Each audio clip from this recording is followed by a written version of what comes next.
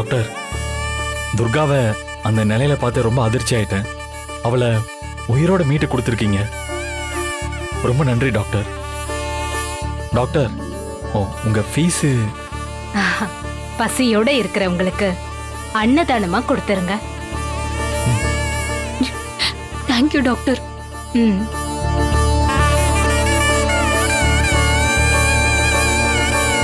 அம்மா ரொம்ப நன்றிம்மா.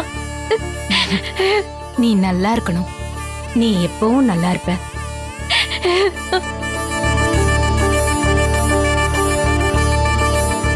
சரி, தேங்க்யூ டாக்டர்.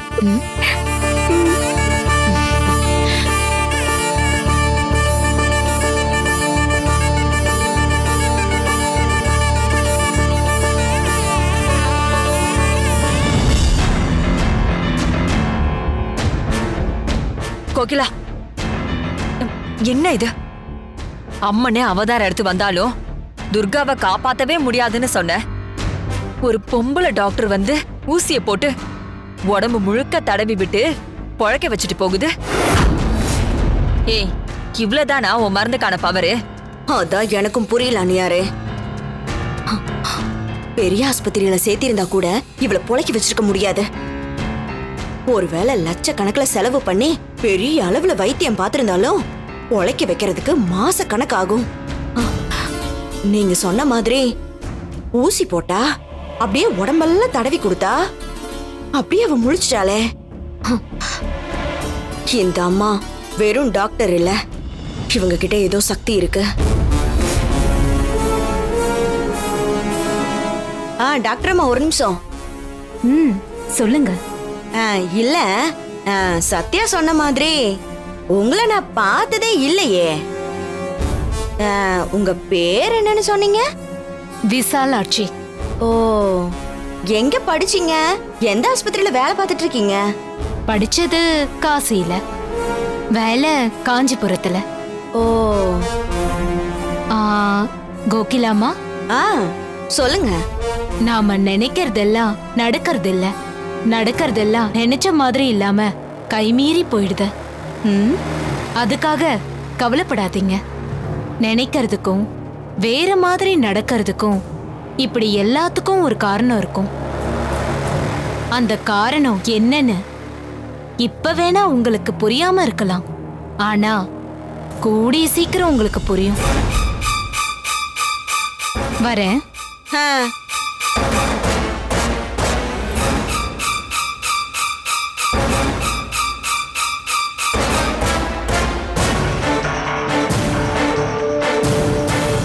அந்த டாக்டர் அம்மா என்ன சொல்லிட்டு போறாங்க? அடியே, அது பேசிட்டு போறத பார்த்தா டாக்டரா இல்ல ஏதோ சாமியா ஏதோ சித்தர் மாதிரி ஒரு மார்க்கமா பேசிட்டு போகுது. அப்புறம் என்னமோ சொல்லுச்சே, நீங்க செஞ்சதுக்கெல்லாம் காரணம் இப்ப புரியாது, ஆனா கூடிய சீக்கிரம் புரியும்னு சொல்லிட்டு போகுதே. அப்போ நம்ம என்ன செஞ்சோன்னு புரிஞ்சிருச்சா? அப்படி புரிஞ்சிச்சுன்னா நம்மள ஏன் காட்டி கொடுக்கல? இப்பதான் நான் ஞாபகம் வருது, அந்த அம்மா எங்க இருந்தோ வந்துச்சு. என் பேரை கோகிலம்மான்னு கரெக்டா எப்படி கூப்பிட்டுச்சு? என் பேரு எப்படி அந்த டாக்டருக்கு தெரியும்? ஐயோ,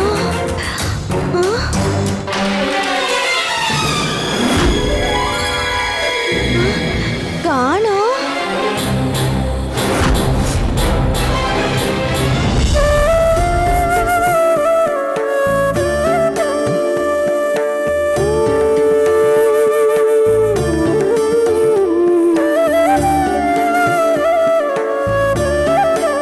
கௌரி மட்டும் இங்க வரலனா உன்னை கண்டுபிடிச்சிருக்கவே முடியாது.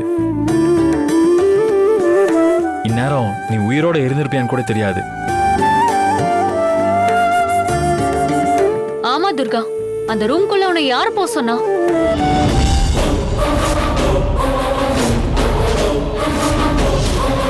நாளைக்கு கோயிலுக்கு போறதுக்கு முன்னாடி காமாட்சி விளக்க ஏத்தி வச்சுட்டு போலான்னு எடுக்க போனேன்.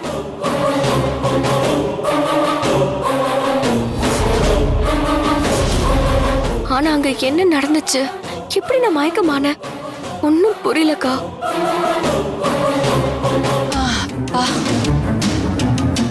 உள்ள ஆள் இருக்கிறது கூட தெரியாம கதவை யார் பூட்டியிருப்பா? அதை விடுங்க சின்னையா, நான் தான் உயிர் பொழைச்சு வந்துட்டேன்ல. ஆக்சுவலா ஆஃபீஸில் இருந்து வரும்போது நான் உங்ககிட்ட ஒரு விஷயம் சொல்லணும்னு தான் வந்தேன். அதுக்குள்ள உன்னை காணோன்ற டென்ஷன்ல மறந்துட்டேன். இப்ப சொல்லலாம்னு நினைக்கிறேன். ம், உனக்கு மதுமிதாவை ஞாபகம் இருக்கா?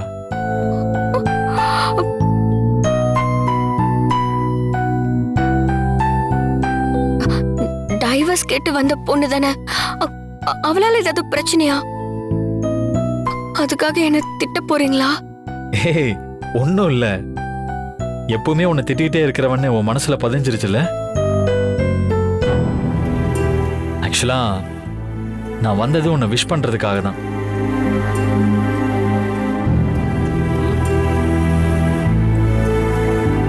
உன்னை பாராட்டி உனக்கு வாழ்த்து சொல்ல வந்தேன்.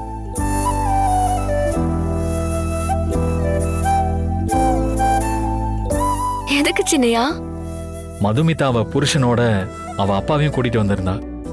மதுமிதாவோட அப்பா பேரு சாந்தகுமார், சீனியர் லாயர், எங்களோட ஜட்ஜு.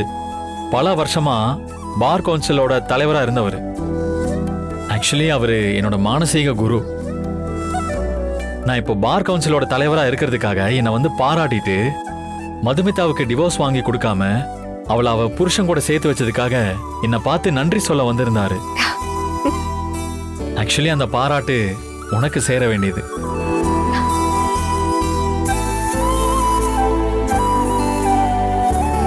அன்னைக்கு மட்டும் நீ வராம இருந்திருந்தா நான் மதுமிதாவுக்கு டிவோர்ஸ் வாங்கி கொடுத்திருப்பேன். அப்படி செஞ்சிருந்தா எனக்கு சாந்தகுமார் சார்கிட்ட இருந்து அப்படி ஒரு பாராட்டு கிடைச்சிருக்காது. அதோட நான் பார் கவுன்சில் தலைவராகவும் ஆயிருக்க முடியாது. ஏன்னா பார் கவுன்சில் தலைவரா என்ன அண்ணா போஸ்ட்ல ஜெயிக்க வைக்கிறதுக்காக அவர் தான் ரெக்கமெண்ட் பண்ணியிருக்காரு.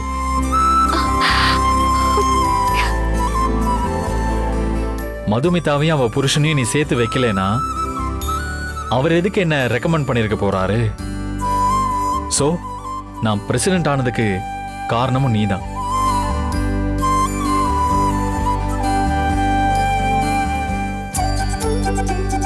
அவர் என்ன பாராட்டினது, மதுமிதாக்காக நன்றி சொன்னது, என்ன ரெக்கமெண்ட் பண்ணது, இப்படி எல்லாத்துக்கும் காரணமே நீதான் துர்கா.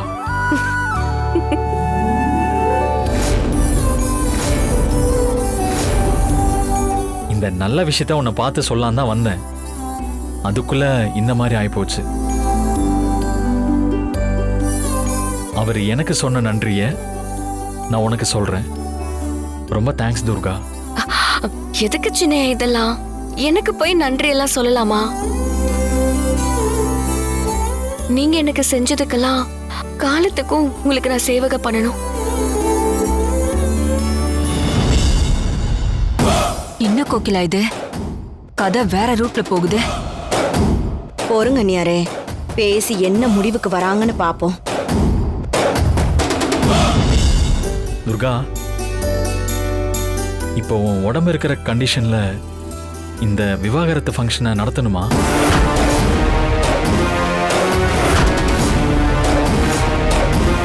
வேண்டாமே, நீ எப்பவும் போல இங்கே இருந்துட.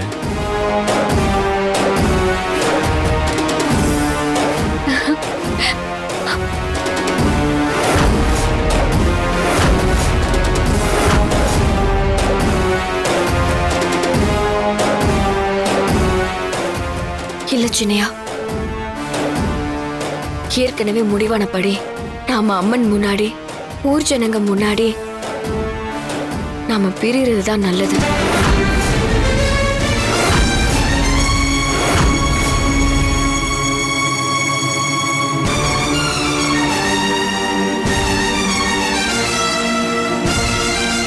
என்னைக்கு உங்களுக்கு கல்யாண வாழ்க்கையில நம்பிக்கை வரப்போறதே கிடையாது. அதனால என்னைக்கும் நீங்க என்ன மனைவியா ஏத்துக்க போறதும் கிடையாது.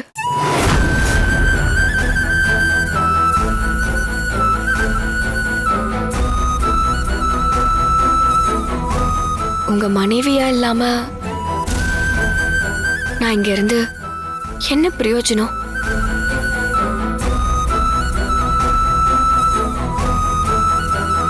நீங்க சொல்றதுக்காக இருந்தா என்ன ஆகும்? மறுபடியும் ஏதாவது கிறுக்குத்தனம் பண்ணுவேன், நீங்க கோவப்படுவீங்க. அதனால உங்க உடம்பு, மனசு, வேலைன்னு எல்லாமே பாதிக்கும். எதுக்கு சின்னையா? நீங்க நல்லா இருக்கணும், எனக்கு அது போதும்.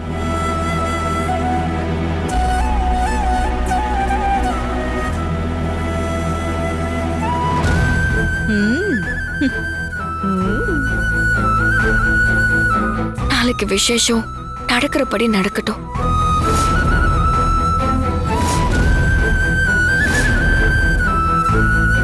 அப்பா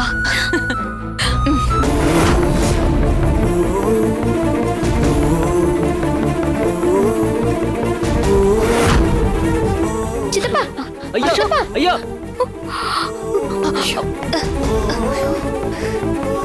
அத்தை.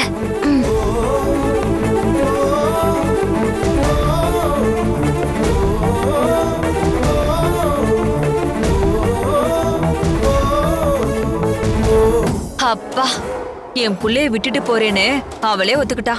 எனக்கு இப்பதான் நிம்மதியா இருக்க. கோகிலா, இதுக்கு மேல அந்த துர்காவ ஆனா அத பண்ற இத பண்றேன்னு எதுவுமே பண்ண வேண்டாம். துர்கா அசோக்க விட்டு போயிடணும்னு உறுதியா இருக்கா.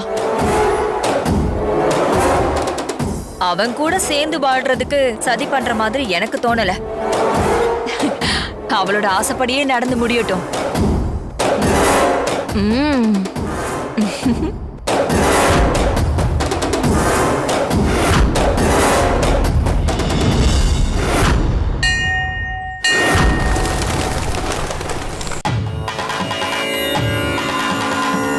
என்னங்க ஐயா, எல்லாம் ரெடியா இருக்குல்ல? எல்லாம் ரெடியா இருக்கு.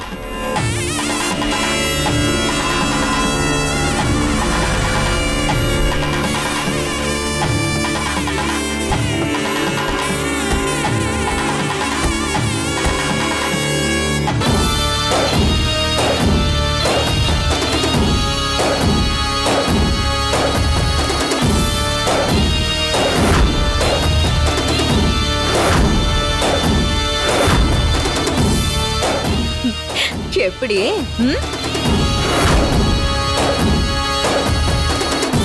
மனமுறி விழாவா? கல்யாணத்துக்கு தான் பேனர் வைப்பாங்க, இதுக்குமா? துர்கா ஆசைப்பட்டுட்டால, அதான் வச்சேன்.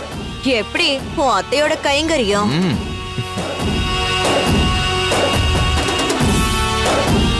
சரி சரி, வாங்க போலாம்.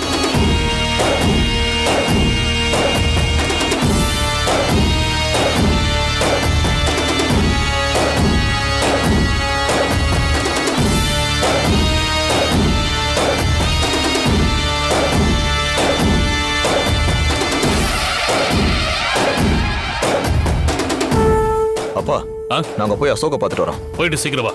வாடா.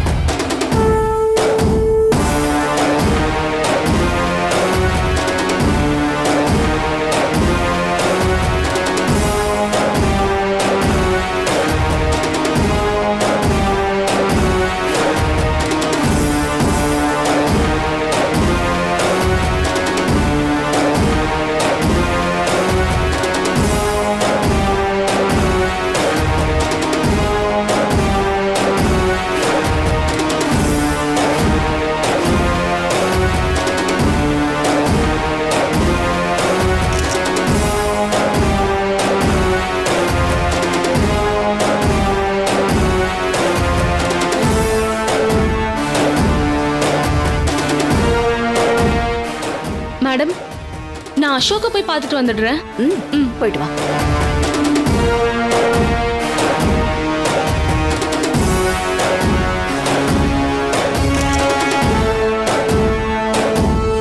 மேடம், துர்கா அன்னைக்கு கோயில் வாசல்ல அனாதை மாதிரி நின்னுட்டு இருந்தா. அவளுக்கு நல்லது செய்யறதா நினைச்சு அவளை அசோக் வீட்டுக்கு கூட்டிட்டு போனேன். ஆனா இப்பதான் தப்பு பண்ணிட்டோமோன்னு தோணுது. அவளை நான் ஊருக்கு அனுப்பியிருக்கணும். ஊர்ல இருந்திருந்தாலும் அசோக் துர்காவை தேடி போயிருப்பானா என்ன?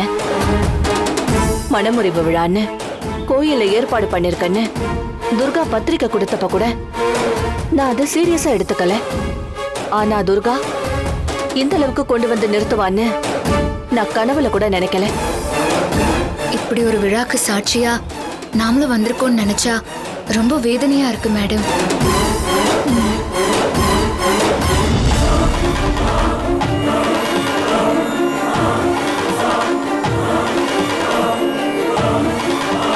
என்ன சார்,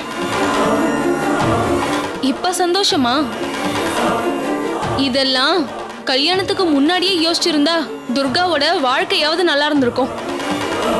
உங்களை பொறுத்த வரைக்கும் இதெல்லாம் பணக்கார விளையாட்டு தானே.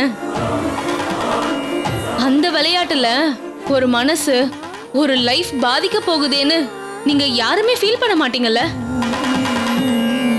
உங்க லைஃப்ல வர எல்லாமே ஜஸ்ட் ஒரு பாசிங் கிளவுட்ஸ் தானே, இல்லையா சார்?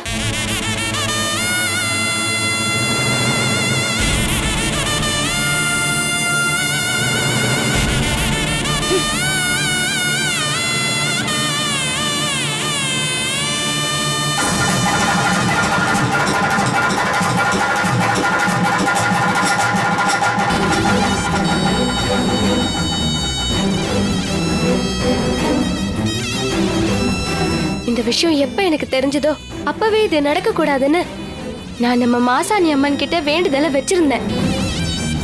ஆனா ஆத்தாவும் கை விட்டுருச்சு போல இருக்கு. இப்படி மணமேடு வரைக்கும் கொண்டு வந்து நிறுத்திடுச்சு. ஆத்தாவை நினைச்சா எனக்கு கோவமா வருது. கௌரி, அப்படி சொல்லாத. மாசாணி தாய் எப்பவும் நம்ம மேல கருணையோட தான் இருக்கும். ஆத்தாவோட கருணையால இந்த விவாகரத்தை கெடுத்து விடாதன்னு அம்மனுக்கு காப்பு கயிறு கட்டி விட்டேன்.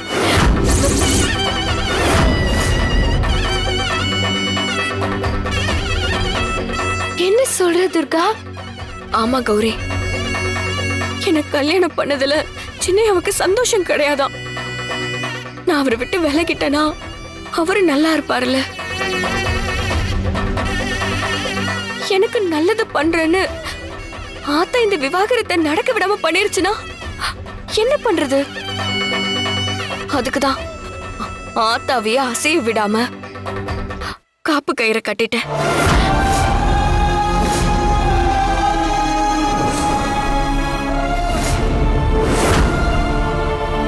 இனி எனக்கும் சின்னையாவுக்கும் பிரிவுங்கிறது நிச்சயமாயிருச்சு. நம்ம பழைய மாதிரி நம்ம ஊர்ல சந்தோஷமா இருப்போம். கௌரிமா, கௌரி, கௌரிமா, எங்க போறீங்க? வா சின்ராசன, சொல்லுமா. போய் கௌரிய கூட்டிட்டு வாங்கன்னு. மா, கௌரிமா எங்கம்மா போவாங்க? இங்கதான் எங்கேயாவது இருப்பாங்க.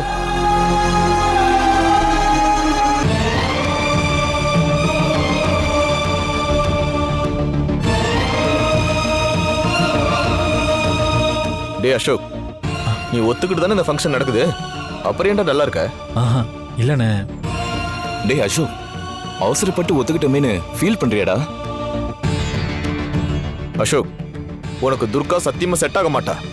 எல்லாம் முடியட்டும், உனக்கு ஏத்த பொண்ணா பார்த்து நானே கல்யாணம் பண்ணி வைக்கிறேன்டா. டேய், எதை வச்சு துர்கா செட் ஆக மாட்டான்னு சொல்ற? ஹஸ்பண்ட் அண்ட் ஒய்ஃபா வாழ்றதுக்கு படிப்பெல்லாம் ஒரு மேட்டரே இல்ல. டேய், என்னடா உளர்ற? மன பொருத்தன்றது ரொம்ப முக்கியம். அதுவே இல்லாதவங்க பிரிஞ்சாதான் நல்லது. அசோக்கும் துர்காவும் நல்ல முடிவு தான் எடுத்திருக்காங்க. இன்னும் கொஞ்ச நேரத்துல 2 பேரையும் பிரிச்சு விட போறாங்க. நாம் எதுக்கு மாத்தி மாத்தி பேசி அசோக்க குழப்பணும்? டே அசோக், உனக்கும் துர்காக்குமான லைஃப் முடிவுக்கு வந்தாச்சு. எல்லாத்தையுமே முடிச்சிட்டு சந்தோஷமா வீட்டுக்கு வா.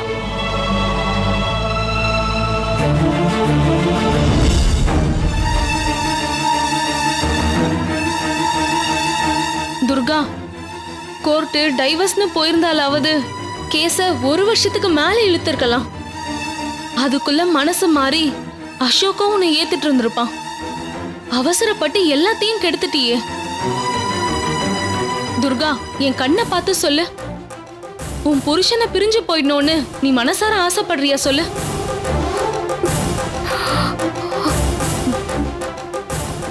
எனக்கு பதில் சொல்லு துர்கா.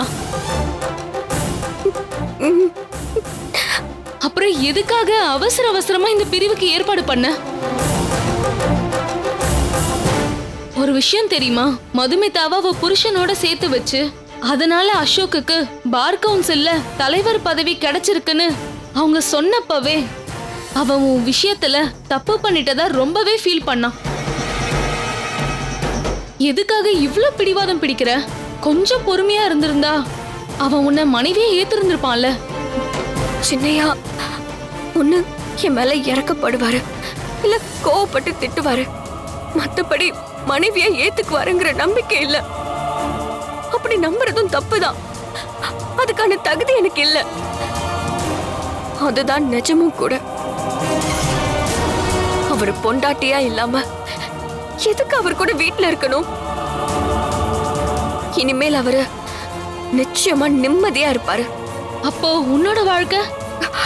கௌரி இருக்கா, ஏதோ சின்ராசன் இருக்காரு, என் ஊர்க்காரங்க இருக்காங்க, எங்களை காக்குற மாசாணியம்மா இருக்கு. அப்படியே காலத்தை ஓட்டிடுவேன். துர்கா, உங்க கல்யாணம் மட்டும் நடக்காம இருந்திருந்தா உனக்கு வேற ஒரு வாழ்க்கை அமைஞ்சிருக்கும். நீயும் நல்லா இருந்திருப்ப. நேரமாயிட்டே இருக்கு, தம்பதியை அழிச்சிட்டு வாங்க. காவேரி. சரி.